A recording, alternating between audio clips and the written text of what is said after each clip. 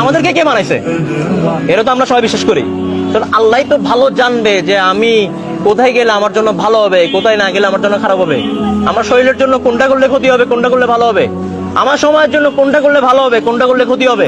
একদিন চলে যাবো ভাই, দুনিয়াটা তো ক্ষণস্থায়ী, এটা তো বিশ্বাস করি। আমাদের পড়াশোনাটা দরকার, কিন্তু দুনিয়াবি ইলম যেরকম দরকার, দ্বীন ইলমও দরকার ভাই।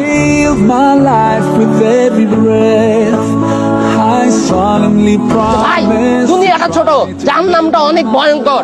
আজকে যে মেয়ের সাথে আপনি আছেন, এই মেয়ের সাথে আপনার অনুভূতি কয়েক মিনিটে। আমাদেরকে এখন একসাথে হওয়ার সুযোগ দিছে, এটাই ইঙ্গিত দেয় যে আল্লাহ এখন আমাদেরকে লাস্ট একটা অপরচুনিটি দিচ্ছে।